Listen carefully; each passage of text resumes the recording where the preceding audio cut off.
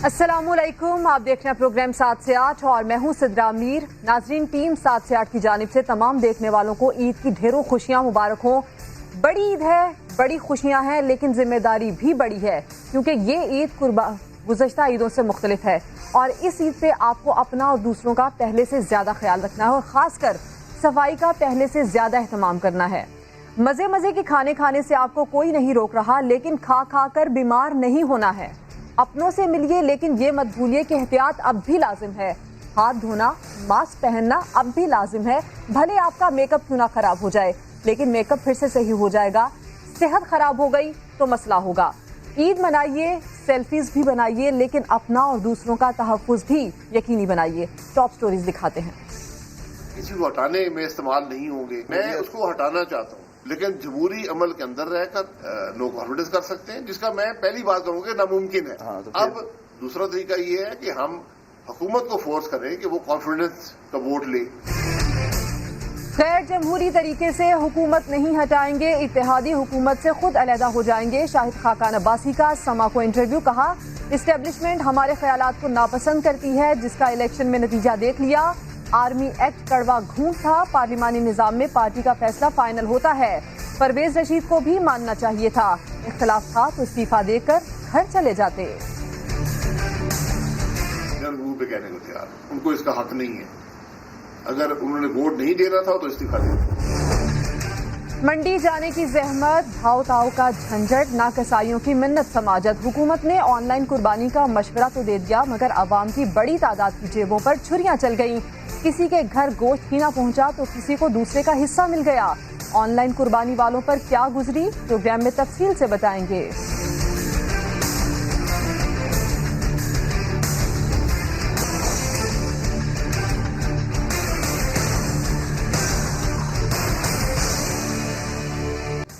तो नाज़रीन, प्रोग्राम का आगाज एक निहायत ही अहम इंटरव्यू के साथ। मुस्लिम लीग नून के सीनियर नायब सदर शाहिद खाकान अब्बासी का समा को तहलका खेज इंटरव्यू। खलाई मखलूक हमारे बयानिए में शामिल नहीं, इस्टेब्लिशमेंट से हम आहंगी ना हो तो मसाइल पैदा होते हैं। इलेक्शन में यही हुआ, हमारे ख्यालात को नापसंद किया गया। जब कोई झगड़ा नहीं तो सुलह किस बात की। हमने भी पक्का फैसला कर लिया है, हुकूमत को गैर जमहूरी तरीके से हटाने के लिए इस्तेमाल नहीं होंगे। उन्होंने परवेज रशीद पर भी खुलकर तनकीद की। कहा, अगर परवेज रशीद को आर्मी एक्ट के लिए वोट नहीं देना तो इस्तीफा देकर किसी और जमात में चले जाते। पार्लिमानी निजाम में वोट फर्द का नहीं, पार्टी का होता है। शाहिद खाकान अब्बासी ने इमरान खान को जफरुल्लाह जमाली, शौकत अजीज और चौधरी शुजात जितना बाख्तियार वजीर आजम करार दे दिया। 4 महीने पहले पता लग गया था। मुझे 4 महीने पहले मार्च में मुझे पता था कि मेरी गिरफ्तारी की मंजूरी हो चुकी है इस मुल्क की आला तरीन सतह पर।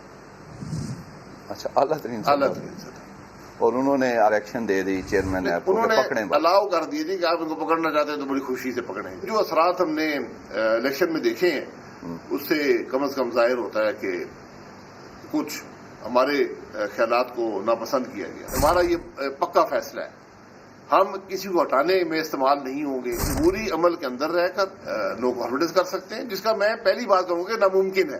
अब दूसरा तरीका ये है कि हम हुकूमत को फोर्स करें कि वो कॉन्फिडेंस का वोट ले।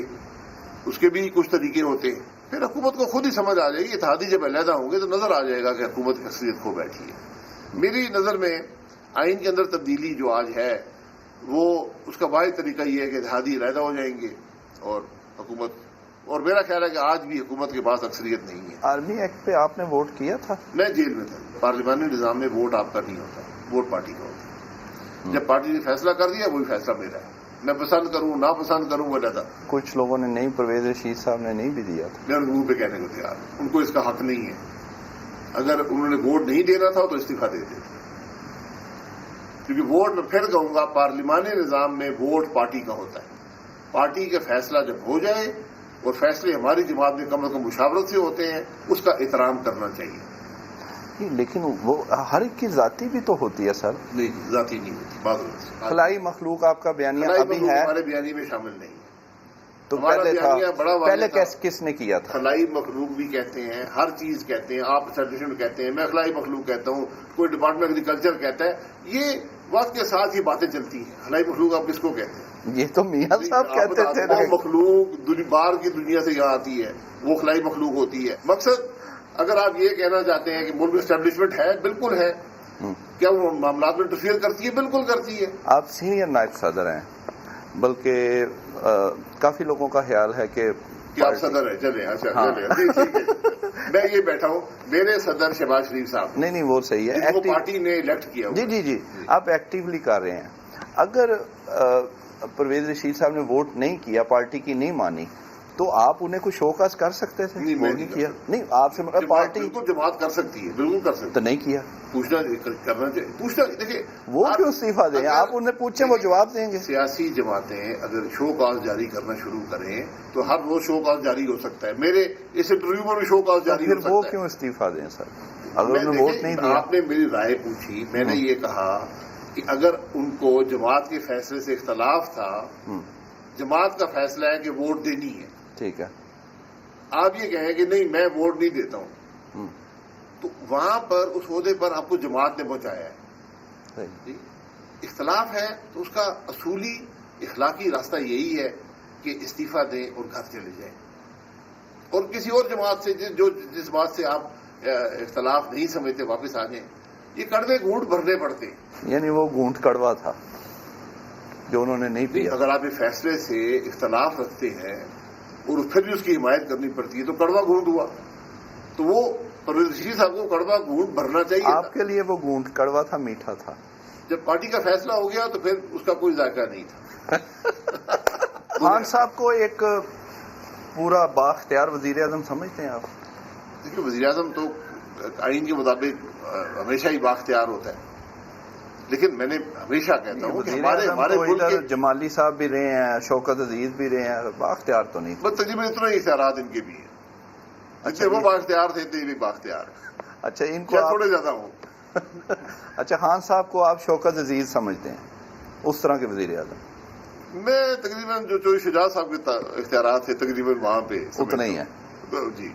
तो उस वक्त आइन के मुताबिक मुकम्मल तौर पर उस वक्त तो मुशर्रफ साहब थे ऊपर, इसलिए थे। तो अब कौन है? अलवी साहब है। आप एजिटेशन नहीं चाह रहे? हम फ्रेंडली, आप जबान फ्रेंड। देखिए हम हालात ये नहीं चाहते कि मुल्क में इंतशार आ जाए, जमहूरियत जाती रहे। ये हमने 10-10 साल के गैर जमहूरी अमल हम ये मुल्क नहीं भुगत सकता। शाहिद खाकान अब्बासी साहब का इंटरव्यू जिसमें बयानिया थोड़ा मुख्तलिफ नजर आ रहा है, लेकिन नवाज शरीफ का बयानिया खलाई मखलूक के हवाले से क्या था वो आपको दिखाते हैं। अल्हम्दुलिल्लाह आपका मुकाबला, मेरा मुकाबला, मुस्लिम लीग नून का मुकाबला ना जरदारी के साथ है ना इमरान खान के साथ है। हमारा मुकाबला तो एक खलाई मखलूक के साथ है जो नजर नहीं आती। तो ये दो मुख्तलिफ नजरिए हैं। वजह क्या है? नईम अशरफ भट्ट साहब ने हमें ज्वाइन किया, हमसे बात करते हैं। नईम साहब, नवाज शरीफ तो कहते थे कि हमारा मुकाबला खलाई मखलूक से है, और नून लीग के साबिक वजीर आजम कहते हैं कि खलाई मखलूक हमारे बयानिए में शामिल ही नहीं। ये नून लीग में क्या चल रहा है? देखिए सिद्रा, बयानिया तो अब बहुत क्लियर हो गया है कि अब जैसे कि कुछ दिन पहले भी जो फैटफ के कवानीन का मसला था, तो एकदम इन्होंने यू टर्न लिया, जो कि समा ने पहले रिपोर्ट कर दिया था कि इनके 3 बड़े एक खुफिया मुलाकात में सब कुछ मान चुके थे, और फिर वो हमने सेनेट में देखा कि मुतफिका तौर पर हो गया। इसी तरह कुछ मामला पहले भी हुए, और 6-7 माह पहले जब 11वीं एक्ट का मामला था तो नवाज शरीफ ने, ये हाज आसफ ने खुद बताया पार्लियामेंट्री पार्टी को आके है कि हमने को लेन देन नहीं करना और करनी है आर्मी एक्ट की। अब ये उन्होंने कह दिया।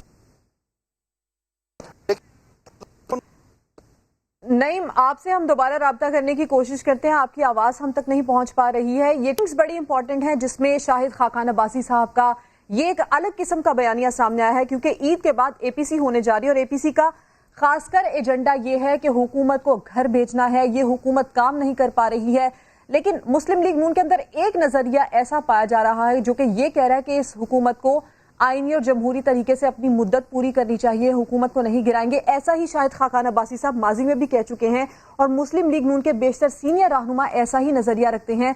لیکن ایسے میں پھر اپوزیشن کا کیا ہوگا جس میں بڑا کردار مسلم لیگ نون بھی ادا کر رہی ہے؟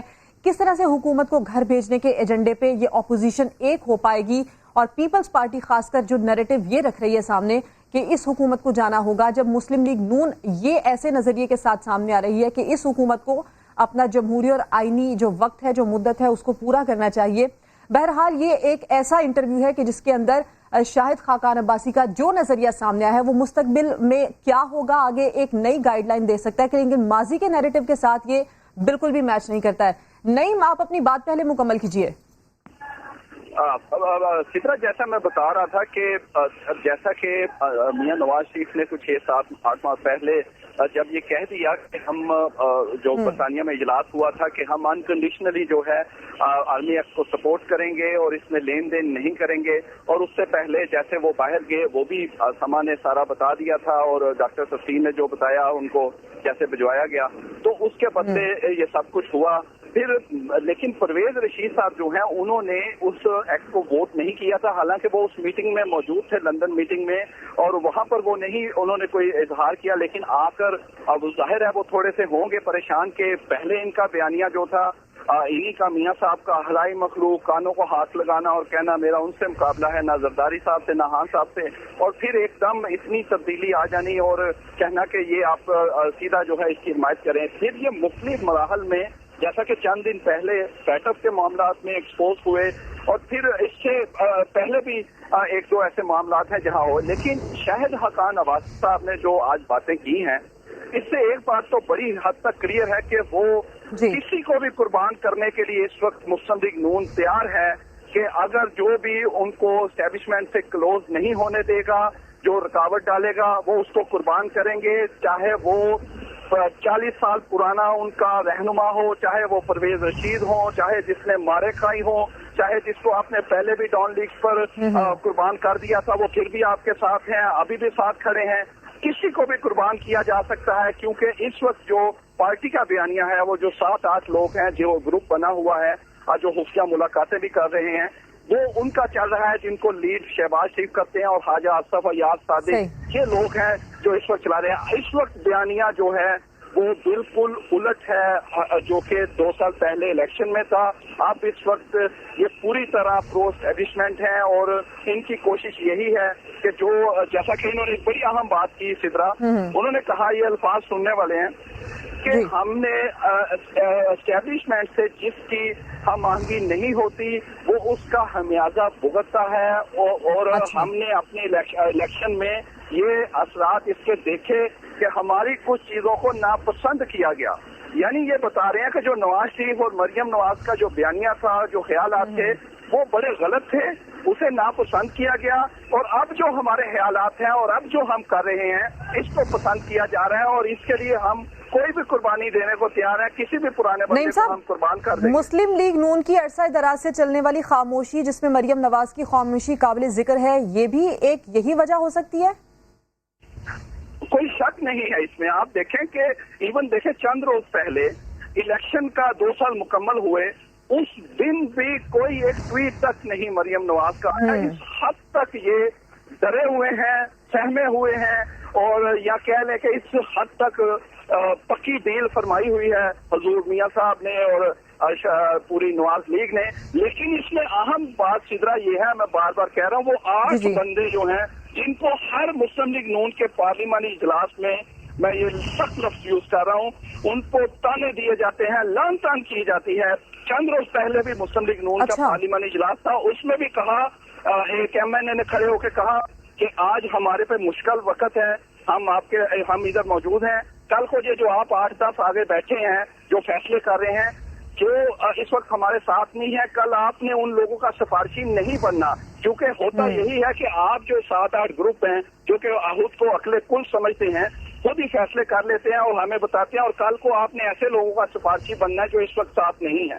یعنی ہر پارلیمانی پارٹی اجلاس میں ان 7-8 لوگوں پہ جو ہے وہ تانا زنی اسی لیے کی جاتی ہے کہ یہ اس وقت ان کی پالیسی وہی ہے جو شاہد خاقان عباسی صاحب نے کلیئر کی ہے، हालांकि शाहिद खाकान अब्बासी साहब का एक इमेज शायद इससे पहले थोड़ा डिफरेंट था, लेकिन मेरा ख्याल है कि वो मजबूर हो गए हैं। मैं पॉजिटिव हूं उनके बारे में कि क्योंकि वो उस ग्रुप में पहले नहीं थे जिस ग्रुप में ख्वाजा आसिफ है, अयाज सादिक एक अहम नाम मैं ले रहा हूँ, वो उस ग्रुप के सबसे वो मुलाकातें भी करवा रहे हैं इस वक्त।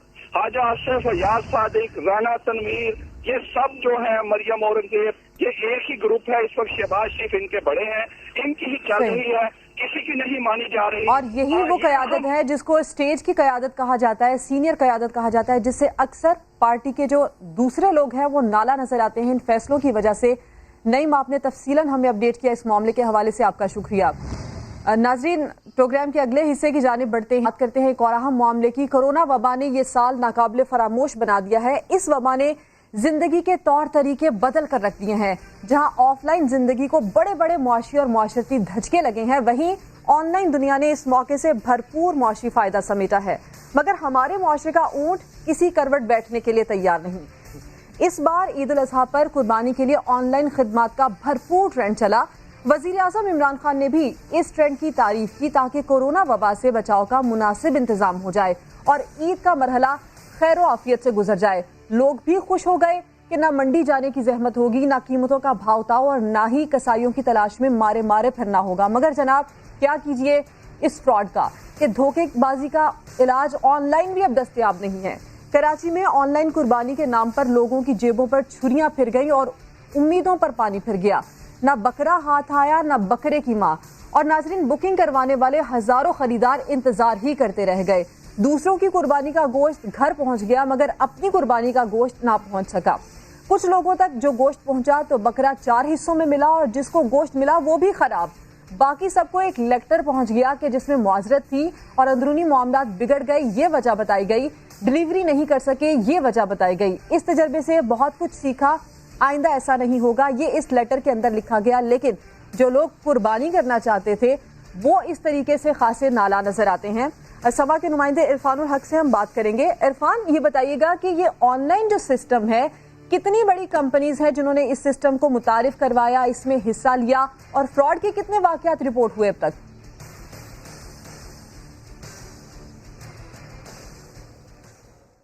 देखिए सिद्रा, ये बहुत बड़ा स्कैम सामने आया है और बज़ाहिर ये लगता है कि जो ऑनलाइन कुर्बानी का तजर्बा है वो नाकाम हो गया है। कम से कम कराची की हद तक तो हम ये बात कर सकते हैं, चूंकि पहले रोज हमने देखा कि जो कुर्बानी की ऑनलाइन जिन लोगों ने बुकिंग करवाई थी वो सारा दिन रुलते रहे और उसके बाद उन्होंने सारा जो अपना गुबार है वो सोशल मीडिया पर निकाला, खूब भड़ास निकाली। दूसरे दिन भी यही होता रहा। बिलाखिर सोशल मीडिया कैंपेन की वजह से और जो भरपूर कैंपेन चली तो मजबूरन उन कंपनीज को जिन्होंने फ्रॉड किया या उनसे गलती हो गई, उन्होंने अपनी गलती का एतराफ़ किया और लोगों से को ये ऑफर की कि आप आके अपने पैसे रिफंड ले लें हमसे और अपने पैसे वापस ले लें। जिसके नतीजे में हमने देखा कि कुछ लोगों को पैसे मिल गए, कुछ लोगों को कहा गया कि आप तीसरे रोज ले लें गोश्त। ऐसी कंपनीज इसमें शामिल हैं जो पहले से गोश्त के कारोबार में शामिल हैं और पहले से गोश्त का कारोबार कर रही हैं। इसके अलावा हमने ऐसी कंपनीज को भी देखा जो बड़ी कंपनीज हैं जो मुख्तलिफ किस्म के कारोबार कर रही हैं, उन्होंने भी ऑनलाइन कुर्बानी में अपना हिस्सा डाला और इस कारोबार में हिस्सा लिया। तो तमाम तर जो ये कंपनीज हैं, बेशतर कंपनीज ये अगर नाकाम हो गई हैं तो ये गलत ना होगा, चूंकि हमने हर जो कंपनी था उसका जायजा लिया। जितनी कंपनीज कराची में ऑनलाइन कारोबार कर रही थी, धड़ाधड़ बुकिंग हुई, बहुत बड़े पैमाने पर बुकिंग हुई और ये बज़ाहिर नाकाम हो गई। तमाम तर कंपनियां जो पहले से गोश्त का कारोबार कर रही थी, उनमें से कुछ ऐसी कंपनीज हैं जहां ताखीर की शिकायत हुई, 6-6, 8-8 घंटे की ताखीर हुई, कहीं वजन में कमी की शिकायत हुई, मयार की इतनी शिकायत नहीं थी। ताहम जो ऐसी कंपनीज हैं जिनका गोश्त के कारोबार से कोई ताल्लुक नहीं था और उन्होंने गोश्त के कारोबार में हिस्सा डाला। हमारे देखने वालों के लिए ये बताइएगा कि ये जो ऑनलाइन कुर्बानी का सिस्टम था, कितने कस्टमर्स ने इसमें हिस्सा लिया, ऑनलाइन कुर्बानी के लिए ऑर्डर किया और उनको इस तरह से ये सामना करना पड़ा, फ्लॉप हो गया ये सिस्टम या उनकी कुर्बानी का हिस्सा उनको ठीक तरीके से ना मिल सका?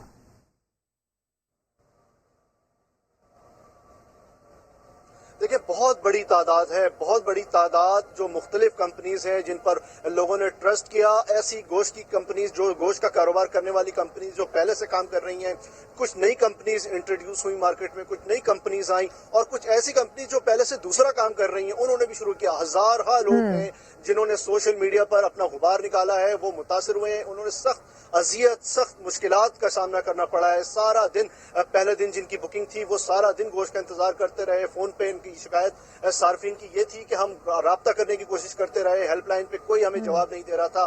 बिल आखिर रात के 10, 11, 12 बज गए जब पहले दिन खत्म हो गया, तब ये कहा गया कि आपको अगले रोज मिल जाएगा गोश्त। अगले रोज भी सारा दिन लोगों ने अजियत में गुजारा। बिलाखिर इरफान, आप हमारे साथ ही रहिए। ये एक्सपीरियंस जो लोगों का रहा, लोगों के लिए अच्छा ना रहा, लेकिन लोग खासे मुतासिर हुए क्योंकि कोरोना वबा थी। और इसके अलावा वजीर आजम ने भी कहा कि ये ऑनलाइन सिस्टम कुर्बानी का अच्छा सिस्टम है, इसको अप्रिशिएट किया, लेकिन ये उस तरह से काम नहीं कर पाया। वॉची तज्जियाकार मुजम्मिल असलम साहब ने मुझे ज्वाइन किया है। मुजम्मिल असलम साहब, ये जो कुर्बानी का ऑनलाइन सिस्टम था, ये बिजनेस क्या कहना दुरुस्त होगा कि फ्लॉप हो गया? देखें, ये एक नया तजर्बा था और एक सीडिंग स्टेज में जैसे कहते हैं कि ये कारोबार है। अभी जैसे जो चंद गोश्त की कारोबार करने की कंपनियां थी वो भी 7-8 साल पुरानी है। अगर आप उनका साइज देखें तो वो भी इतना बड़ा नहीं था। इसमें 2-3 प्रॉब्लम हुए। एक तो ये कि कोरोना की वजह से खास तौर पे कराची जैसे कहते हैं कि शहर से काफी लोगों ने जो है कोशिश की कि वो ऑनलाइन ऑर्डर दे दें। अब कराची में ही कम से कम 25 लाख लोग कुर्बानी करते हैं और अगर मैं समझता हूं कि 50,000 ऑर्डर भी ऑनलाइन कंपनीज को चले जाते जो पुरानी और नई, तो उनके बस की बात नहीं थी। तो हुआ ऐसा ही, जैसे अभी मैं सुन भी रहा था, आपने सवाल पूछा कि कितने लोगों ने ऑर्डर किया होगा, तो बजाते खुद मैं जानता हूँ एक कंपनी के पास 4,000 ऑर्डर थे और वो जो है बहुत स्ट्रगल किया। एक कंपनी के 1500 ऑर्डर थे, उसने बहुत स्ट्रगल किया, सिर्फ 1500 ऑर्डर। तो इस तरीके से कुल मिला के मेरे ख्याल से अभी 20 से 25,000 लोगों ने से ज्यादा लोगों ने ऑनलाइन ऑर्डर नहीं किया होगा। वो 25,000 लोगों का भी जो है ये ऑर्डर को मुकम्मल नहीं कर सके। उसकी 2-3 बुनियादी वजह है। एक तो ये कि हमारे पास स्लॉटर हाउस नहीं है प्रॉपर। दूसरा, ये खरीदो फरोख्त जानवरों की करने की कोई जो है ना कोई मैकेनिज्म नहीं था। हुआ ये कि कराची में 2 दिन पहले मवेशी मंडी में जो है जानवरों की शॉर्टेज हो गई, जिसकी वजह से ऑनलाइन की कंपनियां जो है वो जितना उनको ऑर्डर उन्होंने लिया हुआ था वो उतना अपना जानवर नहीं खरीद सकी और उसकी कीमतें भी बढ़ गई। दूसरा जो प्रॉब्लम आया वो ये आया कि ये 7 से 8 घंटे में आपने सारी कुर्बानी काट के गोश्त बना के लोगों के घर भेजनी होती है। यहाँ पे क्योंकि प्रॉपर स्लॉटर हाउस नहीं थे इन लोगों के पास, तो वहां पे भी इन्होंने स्ट्रगल किया। आपको हैरत होगी, जो मदरसे के लोग, जो मदरसे वाले जो सालों साल से कुर्बानी करते हैं, उन्होंने बेहतरीन तरीके से कुर्बानी की और उन्होंने ज्यादा अच्छा रिजल्ट दिया और लोग बहुत मुतमईन रहे क्योंकि वो इस कारोबार में, इस काम में कई सालों से और उनके तजर्बा भी था। तो ये जो है उस वजह से मार खा गए। और आखिरी में ये कि जिन्होंने कारोबार किया तो उन्होंने खुले आसमान पे कुर्बानियां कर दी, उसके बाद गोश्त खराब हो गया। जब लोगों को गाड़ियों में गया तो वो गर्मी कराची में इतनी थी कि वो बदबूदार हो गया गोश्त। तो इसके लिए प्रॉपर आपको पता है व्हीकल, रेफ्रिजरेटेड व्हीकल्स होनी चाहिए है, एक एनवायरनमेंट में कट होना चाहिए था, तो वो कुछ भी नहीं हो सका। तो जिसकी वजह से ये एक बहुत ही नाकिस जिसे कहते हैं कि ऑनलाइन का तजर्बा लोगों का रहा। लेकिन मैं समझता हूँ कि इसको यहाँ पे डिस्करेज नहीं करना चाहिए। अगले साल इन सारी कंपनियों को अपनी गलतियों से सीख कर अच्छे, लेकिन मुजम्मिल साहब, जो एक्सपीरियंस लोगों का इस साल रहा और जिस तरह से ये आइडिया इस साल बुरी तरह, कहना अगर गलत ना होगा, फ्लॉप रहा, अगले साल लोग कैसे एतबार करेंगे? इसमें देखिए, एतबार का तो बहुत आपका बिल्कुल जायज सवाल है कि लोगों का एतबार, और लोग बहुत डर भी गए। अब उसके लिए इन कंपनीज को बाकायदा तौर पे जो गलतियां की है उसको मार्केट करना पड़ेगा कि हम इस तरह आपके लिए ये करेंगे और ये शर्त पूरी नहीं की तो हम आपका अजाला करेंगे, तब जाके ये चीज होगी। लेकिन फ्यूचर इसी का है। हम ये भी नहीं, अब कराची जैसा शहर, कराची पाकिस्तान के चंद शहर ही दुनिया में ऐसे है जहाँ पे सड़कों में कुर्बानियां होती है। अब इसको हमें एक लेवल, हमें भी ग्रेजुएशन चाहिए क्योंकि जिस तरीके से हम कुर्बानी करते हैं वो भी कोई तरीका अप्रिशिएट करने के लिए नहीं है। जिस तरीके से हम आलाशे सड़कों में फेंकते हैं, ये सारा कुछ करते हैं। लेकिन ये कि आपका बिल्कुल सवाल दुरुस्त है। अगले साल इन कंपनियों को बड़ी मुश्किल होगी अपना सौदा बेचने में और कन्विंस करने में कि लोग उनके पास आके कुर्बानी करें। और मुजम्मिल साहब, जो इस साल लोगों का नुकसान हो चुका है, आप नहीं समझते जितनी बड़ी बड़ी कंपनीज ने इसके अंदर पार्टिसिपेट किया उनको लोगों के नुकसान का अजाला भी करना चाहिए? करना तो बिल्कुल चाहिए और ये सुन्नत इब्राहिमी थी। लोग वो गोश्त जो है आगे रिश्तेदारों में, गरीबों में बांटते हैं, वो भी महरूम रह गए इन सारी चीजों से। اس کا ازالہ جو ہے پیسوں سے تو کرنا ضروری ہے، لیکن اس کے علاوہ جو لوگوں کا جس سے کہتے ہیں صدمہ پہنچا، جو مذہبی فرائض تھے، اس کو صحیح طریقے سے انجام نہیں دے سکے. تو اس میں باقاعدہ طور پہ ان کمپنیوں کو اپالوجی بھی کرنی چاہیے اور ازالہ کرنا چاہیے. لیکن آپ کو پتہ ہے پاکستان میں ایسا کوئی ادارہ نہیں ہے جو ان کو یہ چیز انفورس کرے یا ان کو پینلٹی لگائے یا ان پہ یہ کرے. تو یہ ایک جسے کہتے ہیں کہ بندر باٹ ہو گئی اور یہ کمپنیاں اپنا منافع تو کر گئی اور سروس بھی نہیں دی. تو میں نہیں سمجھتا کہ کوئی ان سے پوچھے گا اور نہ ان کمپنیوں میں اخلاقی جرات ہوگی کہ وہ ازالہ کریں گے. لیکن آپ یہ سمجھتے ہیں کہ اگلے سال اس سسٹم کو بہتر کر کے اس کے اندر تھوڑا اور ایڈ کر کے لوگوں کے جو اعتماد ہے اس کو بحال کر کے اس سسٹم کو چلایا جا سکتا ہے؟ مزمل صاحب آپ کا شکریہ. عرفان الحق آپ بھی ہمارے ساتھ موجود تھے. ناظرین، عید الاضحیٰ پر حلال جانور کی قربانی اس عظیم سنت کی یاد ہے جسے قرآن مجید نے ذبح عظیم قرار دیا، لیکن اس عظیم سنت کی ادائیگی کے دوران 2 روز سے سوشل میڈیا پر جانوروں سے جس افاقانہ سلوک کی ویڈیوز وائرل ہو رہی ہیں اس نے دل دہلا کر رکھ دیے ہیں. پہلی ویڈیو کراچی کی ہے جہاں اناڑی قصاب کے ہاتھوں جزوی طور پر ذبح کیا گیا اونٹ بھاگ کر پل پر پہنچ گیا، جہاں پیچھے سے آنے والے گروہ نے پکڑا اور خوب مارا اور اس کے بعد پل پر ہی ذبح کر دیا. ایک اور ویڈیو کراچی کے علاقے سرجانی کی ہے جہاں گھر کی چھت پر رکھے ہوئے بیل کو قربانی کے لیے دوسری منزل سے کرین کی مدد سے اتارا جانے لگا، جو ڈس بیلنس ہوا اور گر کر دم توڑ گیا. یہ بات ناظرین سمجھ سے باہر ہے کہ جب جانور چھت پر رکھا جا سکتا ہے تو چھت پر ہی ذبح کیوں نہیں ہو سکتا؟ جو صاحب یہ جانور لائے تھے، جب ہم نے ان سے موقف لیا تو انہوں نے سارا ملبہ سیوریج پر ڈال دیا. 20 روز پہلے لایا ہوں. اب میں یہ کہنے کہ 1-2 سال سے اس کو پال رہا ہوں. میرے دوست کے گھر پہ یہ جانور کھڑا ہوا تھا. 4 دن پہلے بچوں کے کہنے کے اوپر میں یہاں گھر کے پاس لایا. یہاں سیوریج کا اتنا ناقص کام ہے کہ سارا دن رات 24 گھنٹے یہ پانی بہتا رہتا ہے. جانوروں کو تکلیف نہ پہنچنے کی وجہ سے میں نے 4 دن پہلے اس کو اوپر چڑھایا ہے. پچھلے ہفتے کی رات کو یہ محلے والے اس بات کا گواہ ہیں کہ میں کوئی شوق سے اس کو پالتا نہیں ہوں کہ پورا سال لوگ چھتوں پہ پالتے ہیں. میرا یہ کام نہیں ہے. اور میں نے عید والے دن جب اتارنے کی کوشش کی جانور کو تو جانور اتر نہیں رہا تھا. تو میں نے کہا اس کو تکلیف ہوگی، اس کو اذیت ہوگی، اس وجہ سے میں نے کرین کو بلوایا. لیکن کرین والے جو بالکل نا تجربے کار تھے، جس کی وجہ سے یہ حادثہ پیش آیا. لیکن ہمارے لوگ، اللہ ان کو عقل سلیم عطا کرے، جو طرح کے کمنٹس دیتے ہیں کہ لوگ پالتے ہیں، لوگ واہ کرتے ہیں، لوگ ریاکاری کرتے ہیں. اللہ پاک مجھے اس ریاکاری سے بچائے اور مجھے اس طرح کی واہ نہیں چاہیے. مجھے صرف آپ بھائیوں کی صرف یہ دعا چاہیے کہ اگر میری ذات سے اس جانور کو کوئی تکلیف پہنچی ہے تو رب کریم مجھے معاف کرے. اور میرے لیے صرف اتنا ہی مجھے کہنا ہے. باقی لوگ طرح کے جو کمنٹس کہتے ہیں، اور یہ بلدیاتی نظام والوں سے، بلدیہ والوں سے، سیوریج والوں سے یہ میری اپیل ہے کہ بھائی خدا را اس طرح کی ہر گلیاں بہہ رہی ہیں، اس کے لیے کچھ کریں. اور ناظرین صرف یہی نہیں، اس سے قبل اسلام آباد کے مرغزار چڑیا گھر سے شیروں کے ایک جوڑے کی منتقلی کی ویڈیو وائرل ہوئی، جہاں کئی دن سے بھوکے پیاسے شیر اور شیرنی کو باہر نکالنے کے لیے ان کے پنجرے کے باہر آگ لگا دی گئی. چند اہلکار انہیں لمبے ڈنڈوں سے مار کر باہر نکالنے کی کوشش کرتے رہے. دونوں جانوروں کو شدید زخم آئے، دھواں پھیپڑوں اور معدے میں داخل ہوا، لیکن انہیں ویکسین دی گئی، نہ کوئی اور دوا. دم گھٹنے سے ببر شیر اور شیرنی دونوں کی موت ہو گئی.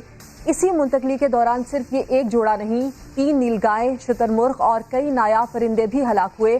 ہم اس دین کے ماننے والے ہیں جس کا یہ واضح حکم ہے، جانور چاہے حلال ہو یا حرام، ان سے حسن سلوک واجب ہے.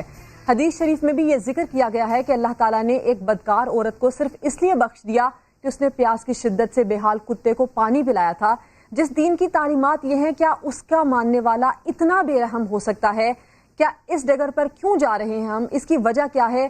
معروف مذہبی اسکالر مفتی زبیر صاحب میرے ساتھ موجود ہیں، ان سے اس معاملے پر بات کریں گے. مفتی صاحب، ایک تو یہ پہلو کہ جانوروں کے ساتھ اس طرح کا سلوک کیوں کیا جا رہا ہے، دوسرا یہ پہلو کہ قربانی کے جانور کے ساتھ اس قسم کا بے رحمانہ سلوک اور یہ فرسودہ روایات آخر کب ختم ہوگی کہ قربانی کے جانور کو سالہ سال چھت پر پالنا، پھر کرین کے ذریعے نیچے اتارنا، پورے محلے کو اکٹھا کرنا یہ دکھانے کے لیے، یہ کیسی روایات ہیں؟ بسم اللہ الرحمن الرحیم نحمدہ ونصلی علی رسول الکریم، اما بعد. دیکھیں قرآن کریم کے اندر اللہ رب العزت نے جہاں نصف درجن سے زیادہ آیات کے اندر قربانی کا تذکرہ فرمایا، قربانی کا حکم دیا، درجنوں اور سینکڑوں احادیث کے اندر آپ صلی اللہ علیہ وسلم نے قربانی کی ترغیب دی. وہاں پر قربانی کے جانور کے ساتھ حسن سلوک کا بھی غیر معمولی تاکیدی حکم ہے۔ سورہ حج آیت نمبر 36 کے اندر اللہ رب العزت نے فرمایا وَالْبُدْنَ جَعَلْنَاهَا لَكُم مِّن شَعَائِرِ اللَّهِ لَكُم فِيهَا خَيْرٌ۔ یہ جو قربانی کے جانور ہیں ان کو اللہ کی نشانیاں بتایا گیا، یہ شعائر اللہ ہیں۔ اور پھر آیت نمبر 37 کے اندر کیا کہا گیا؟ وَمَن يُعَظِّمْ شَعَائِرَ اللَّهِ فَإِنَّهَا مِن تَقْوَى الْقُلُوبِ۔ جو اللہ کی ان نشانیوں کی تعظیم، ادب اور احترام کرتا ہے، دراصل یہ دل کی پرہیزگاری کی بات ہے، یہ دلوں کے تقوی کا کام ہے۔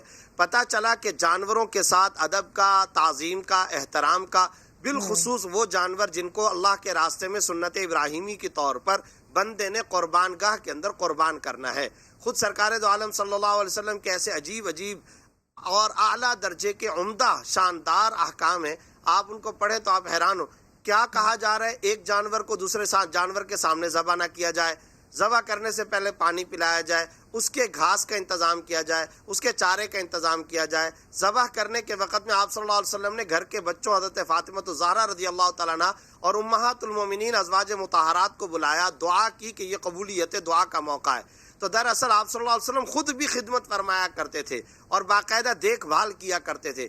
آج جب یہ سارے کے سارے قرآن و حدیث کے احکام کو ہم سامنے دیکھتے ہیں، اور پھر جو ہمارے ہاں قربانی کے موقع پر کہیں پر جانور بھاگا جا رہا ہے، ریس لگائے جانے کی اطلاعات ہیں، گاڑی کے اندر وہ جانور جا کر کے مر رہا ہے، کرین کے ذریعے سے اوپر سے نیچے لاتے ہوئے گر کر جانور زخمی ہو رہا ہے، اس کی ٹانگیں ٹوٹ رہی ہیں، اس کی کمر ٹوٹ رہی ہے، اس کی ہڈیاں ٹوٹ رہی ہیں، یہ کیا ہے؟ کیا یہ جانور کے ساتھ تعظیم کا معاملہ ہے؟ اس کو راحت اور سکون پہنچایا جا رہا ہے یا اذیت اور تکلیف دی جا رہی ہے؟ پلس میں یہاں پر ایک اور نقطہ بھی ذکر کر دوں، آپ کو معلوم ہے کہ یہ واضح شرعی مسئلہ ہے کہ جو عیبدار جانور ہوتا ہے اس کی قربانی جائز نہیں۔ جب آپ نے بالکل مفتی صاحب، میں آپ سے کرین کے ذریعے سے جانور میں آپ سے وضاحت کے لیے یہی پوچھنے والی تھی میں آپ سے وضاحت کے لیے یہی پوچھنے والی تھی کہ جس قربانی کے جانور کو زخم آئے یا جس قربانی کے جانور کو اذیت دی جائے اور اذیت کے بعد قربان کیا جائے، کیا ایسی قربانی قابل قبول ہے؟ یہی اہم پوائنٹ ہے، یہی اہم سوال ہے، کیونکہ لوگوں کے دماغوں میں یا سوشل میڈیا میں صرف یہ بات آ رہی ہے، دیکھو دکھاوا ہے، نام و نمود ہے، نمائش ہے۔ یقیناً یہ سب حرام ہے، دکھاوا، اسراف، نام و نمود، ریاکاری اتنا حرام، اتنا ناجائز فعل ہے، بعض اوقات اس کی شکل اور اس کی انتہا شرک تک جا پہنچتی ہے، یہ تو بالکل حرام ہے۔ پلس قربانی کا بھی جو مسئلہ ہے وہ یہ، جب جانور اس طرح گر کر زخمی ہوا، اس کی ہڈی ٹوٹ گئی، اور وہی التی لا تقدر تمشی برجلھا، یعنی وہ جانور جو اپنی ایک ٹانگ کو بھی جس کی ٹوٹ گئی اور وہ اپنے چلنے پر قدرت نہیں رکھتا، لنگڑا پن جس کا ظاہر ہو جائے، اس کی قربانی جائز نہیں ہے، اس کی قربانی ہو ہی نہیں سکتی ہے۔ یہاں اس کی ہڈیاں ٹوٹ گئی ہیں، کمر ٹوٹ گئی ہے، ٹانگیں ٹوٹ گئی ہیں، زخمی ہو گیا ہے، اب یہ جانور عیبدار ہو چکا۔ ہاں، زندگی اور سانس کی حالت میں چھری پھیر دی، جانور حلال ضرور ہو جائے گا، لیکن جانور کی قربانی درست نہیں ہوگی۔ حلال ہونا دوسری بات ہے، قربانی ہونا دوسری بات ہے۔ حلال ہو گیا، اس کا گوشت حرام نہیں ہے، نجس نہیں ہے، کھا سکتے ہیں، لیکن قربانی نہیں ہوئی، قربانی کا فریضہ ادا نہیں ہوا۔ کیوں نہیں ہوا؟ اس لیے کہ وہ زخمی ہو گیا، عیبدار ہو گیا، اور عیبدار جانور کی قربانی درست نہیں ہوتی۔ یہ سارے پہلو ہیں، ہمیں غور کرنا چاہیے۔ جس دین متین نے جانوروں کے حقوق بیان کیے ہیں، ہم بری طرح ان تمام کے تمام حقوق کا اعمال کرتے ہوئے ان جیسے سنگین جرائم کے مرتکب ہو رہے ہیں، اور ساتھ ساتھ گناہگار بھی ہو رہے ہیں، ریاکاری بھی آ رہی ہے، اور اللہ کی نظر کے اندر بھی سخت ترین مجرم قرار پا رہے ہیں۔ مفتی صاحب، یہ تو قربانی کے جانوروں کا معاملہ ہو گیا، اس کے علاوہ جو دیگر جانور ہیں، چاہے ان کو گھروں میں پالا جاتا ہے، چاہے چڑیا گھر کے جانوروں کا جو معاملہ پیش آیا، شیر اور شیرنی کی ہلاکت کا، کیا سزا ہونی چاہیے ایسے لوگوں کے لیے جو جانوروں کے ساتھ اس طرح کا صفاقانہ سلوک کرتے ہیں؟ دیکھیں، آج ویسٹ اور مغرب کہتا ہے کہ جانوروں کے حقوق، میں سمجھتا ہوں جتنا سرکار دو عالم صلی اللہ علیہ وسلم نے جانوروں کے حقوق بیان فرمائے، کسی ملت، کسی مذہب نے بھی ایسے حقوق نہیں بیان فرمائے۔ حدیث کی کتابوں میں بے شمار درجنوں چیپٹر ہیں، باقاعدہ ابواب و فصول ہیں جانوروں کا خیال رکھنے کا۔ فتوے کے اندر کیا لکھا جاتا ہے؟ پنجرہ بڑا ہو، خوراک کا انتظام کیا جائے، ان کو دھوپ کے اندر نہ رکھا جائے، ان کے لیے موسم کا ان کے مناسب انتظام کیا جائے، ان کے لیے صحیح اچھا خوراک کا اعلیٰ عمدہ شاندار نظام ہونا چاہیے۔ یہ ساری کی ساری شرائط لکھی جاتی ہیں، پنجرہ کشادہ ہو، ان کو تکلیف نہ ہو، ان کو پریشانی نہ، یہ سارے کے سارے شرعی احکام ہیں، اور اگر کوئی ان شرعی احکام کو پامال کرتا ہے یقیناً وہ گناہگار ہوگا، اور وہ گناہگار ہے کیونکہ ہمارا دین جانوروں کے ساتھ صلہ رحمی کے احکامات دیتا ہے۔ مفتی زبیر صاحب، آپ نے خصوصی وقت دیا، آپ کا شکریہ۔ ناظرین، ایک پروگرام میں بریک کے بعد واپس آتے ہیں۔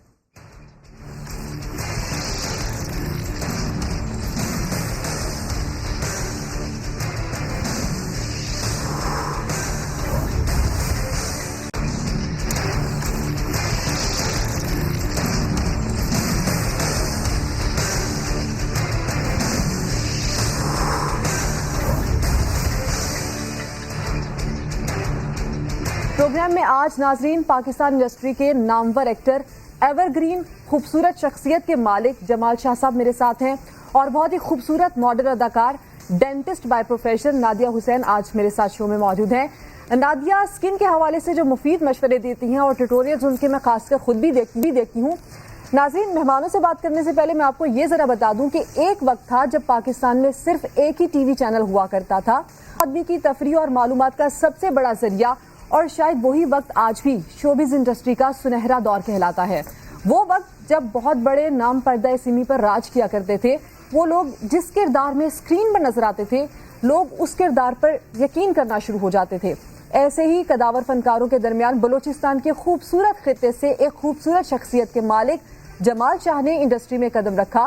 جمال شاہ صاحب نہ صرف ایک بہترین اداکار ہیں، بلکہ آپ نے نہ صرف بلوچستان انگریزی میں ماسٹرز کیا، اور اس کے علاوہ اسکول آف آرٹس لنڈن سے فائن آرٹس میں بھی ماسٹرز کی ڈگری حاصل کی۔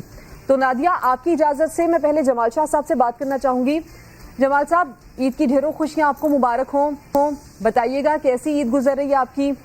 دوستوں اور رشتہ داروں سے مل رہے ہیں آپ عید پر؟ آپ کو بھی مبارک ہو اور تمام پاکستان کو مبارک ہو۔ جی، ظاہر ہے دوستوں سے عید تو ملنا ہوتی ہے، اور رشتہ داروں سے بھی، گھر والوں سے بھی۔ عید بڑی خاموش ہوتی ہے میری، میں کوئی بہت زیادہ دھوم دھام سے عید نہیں مناتا۔ اچھا نادیہ، جمال صاحب تو کہہ رہے ہیں کہ وہ بڑی خاموش عید مناتے ہیں، بڑی سادگی سے۔ ظاہری بات ہے یہ عید گزشتہ عیدوں سے ذرا منفرد بھی ہے۔ آپ کے کیا پلانز ہیں، خاص کر آج تیسرا روز ہے عید کا، عید کے حوالے سے؟ جی، میرا تو عید کا جو سلسلہ ہوتا ہے وہ ہم لوگ کافی خاندان وغیرہ سے ملاقات کرنے جاتے ہیں، اور فیملی میں کافی ملاقاتیں ہماری رہتی ہیں، بیکاز ہمارے فیملی میں، میرے ہسبینڈ کی فیملی میں اینڈ میری فیملی میں کافی آئی وڈ سے کہ بزرگ لوگ ہیں۔ تو آئی وڈ سے کہ جو عید ہوتی ہے وہ ملاقاتوں میں ہی پورا دن گزر جاتا ہے، اور ہم لوگ پھر گھر جو ہے وہ ہم لوگ جا رہے ہوتے ہیں ہر ایک سے ملاقات کرنے کے لیے، عیدی کلیکٹ کرنے کے لیے۔ بچے جو ہیں وہ عیدی کلیکٹ کر رہے ہوتے ہیں، اور ہم لوگ جو ہے وہ عید مل رہے ہوتے ہیں۔ تو کافی گہما گہمی ہوتی ہے عید پہ، لنچ بھی ہوتا ہے، ڈنر بھی ہوتا ہے، اگلے دن کا بھی جو ہے وہ سلسلہ ہو رہا ہوتا ہے کہ لوگ پھر ہمارے گھر بھی آ رہے ہوتے ہیں۔ تو اس طریقے سے عید جو ہے وہ بس ملاقاتوں میں ہی گزر جاتی ہے۔ جمال صاحب، اب جو حالات چل رہے ہیں ہماری ڈرامہ انڈسٹری کے، ہماری فلم انڈسٹری کے، خاص کر جو پاکستان کی ڈرامہ انڈسٹری ہے، آج کل کے حالات میں آپ کیا سمجھتے ہیں، کہاں پر کھڑی ہے؟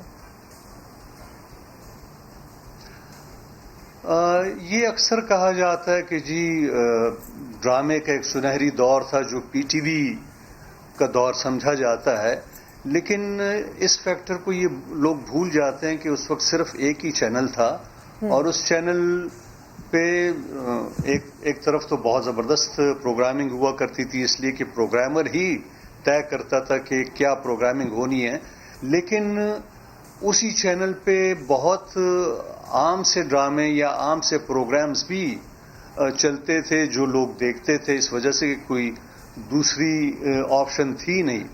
آج کل کے دور میں بے شمار ٹیلی ویژن چینلز ہیں اور بہت سارا کام ہو رہا ہے، ان میں بہت سارا کام بڑا اچھا ہو رہا ہے، لیکن چینلز پہ رش ہونے کی وجہ سے وہ توجہ ان کاموں کو نہیں ملتی۔ میں ڈرامے کی بات کر رہا ہوں، تو یہ ایک فیکٹر ہے، لیکن کام بہت اچھا ہو رہا ہے، اور اس کے ساتھ ساتھ بہت برا کام بھی ہو رہا ہے۔ میں نے پچھلے 2 سالوں میں کوئی 20 کے قریب ڈرامے ریفیوز کیے ہیں، اس لیے کہ ان کی جو تحریر تھی وہ اتنی سب سٹینڈرڈ تھی کہ میرا جی نہیں چاہتا تھا کہ میں کروں۔ یعنی کہ آپ کا یہ کہنا ہے کہ اچھا کام اب بھی ہو رہا ہے، لیکن کانٹینٹ کی کوالٹی پر کمپرومائز ہو رہا ہے، नादिया, हम आजकल की इंडस्ट्री पे बात कर रहे हैं, लेकिन जब 90 की दिहाई थी, 2000 की दिहाई थी, तब बॉलीवुड से खासकर मुतासिर नज़र आते थे हम. अब टर्किश ड्रामों से बहुत ज़्यादा मुतासिर हो रहे हैं. हमारी अपनी इंडस्ट्री, हमारा अपना कंटेंट, वो कहाँ पर स्टैंड कर रहा है?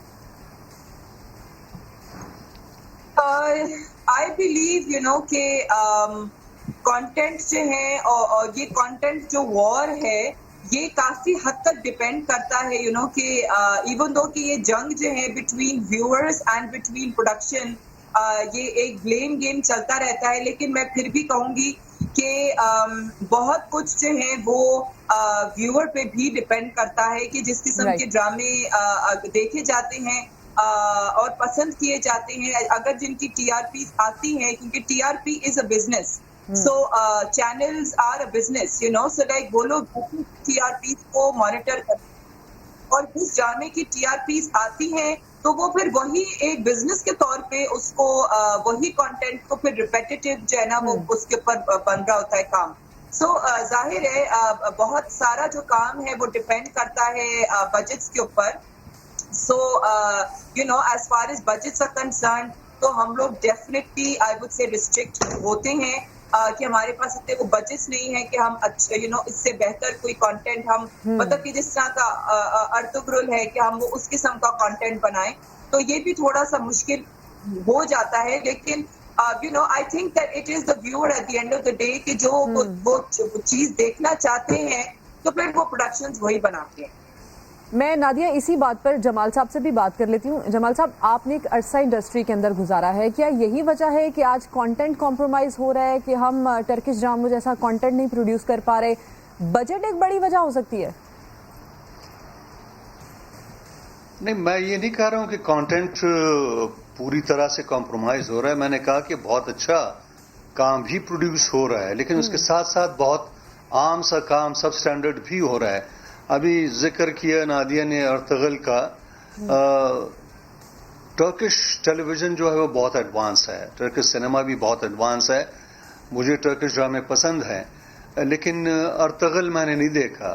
मैं समझता हूँ कि अर्तुगरुल ऐसा कंटेंट जो है वो हम प्रोड्यूस कर सकते हैं. हमारे जो हीरोज़ हैं इस ज़मीन के, उन पे ज़रा तवज्जो दी जाए ताकि हमारे नौजवानों को, हमारे बच्चों को पता चले कि ज़मीन पे क्या कुछ गुजर चुका है. और ये बहुत ज़रूरी है कि हमारे बच्चों को, हमारे नौजवानों को इन प्रोग्राम्स के ज़रिए सेल्फ अवेयरनेस का भी मौका मिले और वो एम्पावर्ड फील करें. हमारी ड्रामा इंडस्ट्री का आने वाले 5-10 सालों में क्या मुस्तकबिल आप देख रहे हैं? मेरा ख्याल है कि मुस्तकबिल तो बहुत ताबनाक होना चाहिए. बड़े टैलेंटेड लोग हैं, अच्छे एक्टर्स हैं, लिखने वाले भी गोके पहले की तरह नामवर और तजुर्बाकार नहीं है, लेकिन टैलेंटेड लोग हैं और अच्छे डायरेक्टर्स हैं. मेरा ख्याल है कि ड्रामा तो बहुत आगे बढ़ना चाहिए. मैं फिर इंसिस्ट करूंगा कि दौर की रियलिटीज़ जो हैं उसकी रिफ्लेक्शन बहुत ज़रूरी है कि हमारी जो स्ट्रगल है, हमारे ख्वाब जो हैं, हमारे इरादे जो हैं वो झलकें तमाम ड्रामों में. सकाफत के मानी ये नहीं कि सिंधी अजरक, टोपी या पगड़ी और धोती वगैरह दिखा दी, ये नहीं. ये तो छोटा सा एक्सप्रेशन है. हर कहानी किसी न किसी सकाफती बैकग्राउंड में जन्म लेती है, तो उस मज़कूरा सकाफती बैकग्राउंड की जो डिटेल्स हैं उनका छलकना बहुत ज़रूरी है. वो उस ड्रामे की स्ट्रेंथ होती है. लेकिन असल चीज़ जो है कहानी है कि कहानी अपने किरदारों को किस तरह से आगे बढ़ाती है, किस तरह के सिचुएशंस बनाती है और किस तरह से लोगों को, देखने वालों को एंगेज रखती है. अगर एंगेजिंग कंटेंट बने तो मैं समझता हूं कि टीआरपी हासिल करना कोई मुश्किल काम नहीं. अच्छा जमाल साहब, टर्किश ड्रामों को लेकर आजकल पाकिस्तान में काफ़ी बहस भी चल रही है. कुछ अदाकार इसके खिलाफ हैं, कुछ इसकी हिमायत में हैं, कुछ पसंद कर रहे हैं, कुछ कह रहे हैं कि पाकिस्तान में इससे ज़्यादा टैलेंट है. आप क्या समझते हैं, टर्किश ड्रामे क्या इसी तरह से पाकिस्तान में चलने चाहिए? आप इसके खिलाफ हैं, इसकी हिमायत करते हैं, या फिर आप ये समझते हैं कि इसको इतना ज़्यादा ज़ेरे बहस नहीं लाना चाहिए इस मौजू को? नहीं, मेरा नहीं ख्याल कि टर्किश ड्रामे के मैं खिलाफ हूँ या किसी को खिलाफ होना चाहिए. हकीकत ये है कि टर्किश ड्रामा हमसे आगे है, हमसे एडवांस है। अच्छा। टेक्निक के हवाले से, प्रोडक्शन वैल्यूज के हवाले से। वजह उसकी ये है कि टर्किश टेलीविजन बहुत अमीर है, रिच है, वो अफोर्ड कर सकता है किसी भी प्रोडक्शन पे बहुत ज्यादा इन्वेस्टमेंट, इसलिए कि उनकी मार्केट बहुत बड़ी है। टर्किश ड्रामा सिर्फ तुर्की में या पाकिस्तान में नहीं चलता है, आधी दुनिया में चलता है। तो टर्किश ड्रामे से हमें सीखना चाहिए। मुझे एक टर्किश ड्रामा याद है, वो फातिमा गुल। अच्छा। मैं समझता हूँ कि इंतहाई खूबसूरत कहानी थी और टर्किश राइटर्स बड़े जबरदस्त हैं। हमारे राइटर्स को किसी अच्छे कंटेंट से, अच्छे ड्रामे से, चाहे वो तुर्की से आया हो या कहीं से भी हो, क्रिटिकली देख के सीखना चाहिए ताकि हम भी उनकी तरह या उनसे बेहतर काम कर सके। मैं टर्किश ड्रामा बैन करने के बिल्कुल खिलाफ हूँ। लेकिन क्या इसको सरकारी टेलीविजन पे चलना चाहिए? मैं समझता हूँ कि सरकारी टेलीविजन भी लोगों का टेलीविजन है ना, कहीं भी चलना चाहिए। सरकारी टेलीविजन पे क्यों कंटेंट ना आए? अच्छे से अच्छा आना चाहिए। सरकारी टेलीविजन और बाकी तमाम टेलीविजन्स को आजाद होना चाहिए। इन द एंड यही कहेंगे कि अच्छा काम हो रहा है, पाकिस्तान के अंदर मजीद भी अच्छा काम होना चाहिए। ड्रामा इंडस्ट्री आज जहां पर खड़ी है, अगर कंटेंट में जिद्दत लाई जाए, प्रोडक्शन में क्वालिटी लेवल को मद्देनजर रखा जाए, तो पाकिस्तानी कंटेंट लाजमी बात है टर्किश कंटेंट जितना अच्छा भी हो सकता है। जमाल शाह साहब, नादिया हुसैन साहिबा, आप दोनों ने खुसूसी वक्त दिया, आप दोनों का शुक्रिया।